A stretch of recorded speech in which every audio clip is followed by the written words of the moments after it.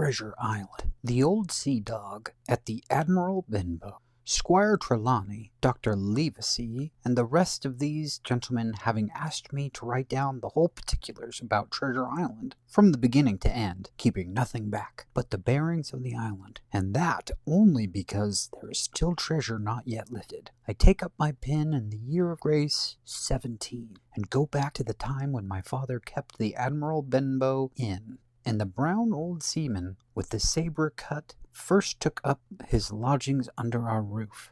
I remember him as if it were yesterday, as he came plodding to the inn door, his sea-chest following behind him in a hand-barrow, a tall, strong, heavy, nut-brown man, his tarry pigtail falling over the shoulder of his soiled blue coat, his hands ragged and scarred, sabre cut across one cheek, a dirty, livid white. I remember him looking around the cove and whistling to himself as he did so, and then breaking out in that old sea song that he sang so often afterwards. 15 men on a dead man's chest, yo-ho-ho, and a bottle of rum, in the high, old, tottering voice that seemed to have been tuned and broken at the captain bars.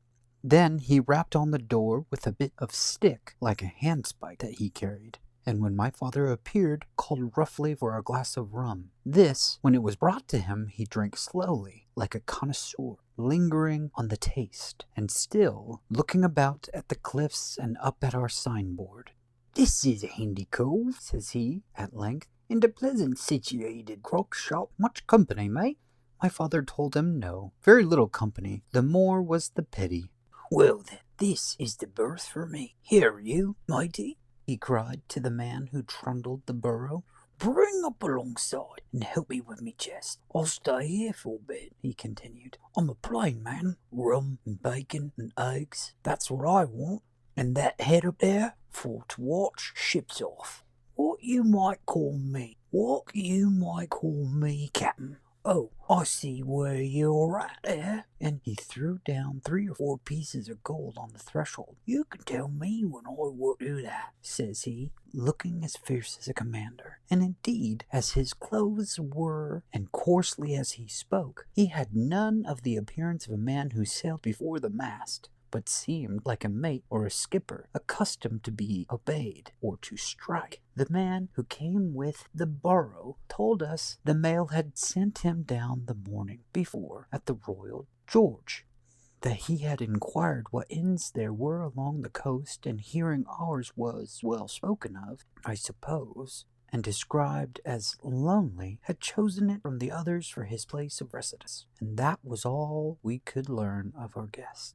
He was a silent man by custom. All day he hung around the cove, or upon the cliffs with a brass telescope. All evening he sat in a corner of the parlor next to the fire and drank rum and water very strong. Mostly he would not speak when spoken to, only look up sudden and fierce and blow through his nose like a foghorn, and we, and the people who came about our house, soon learned to let him be. Every day when he came back from his stroll, he would ask if any seafaring men had gone by along the road. At first we thought it was the want of company of his own kind that made him ask this question.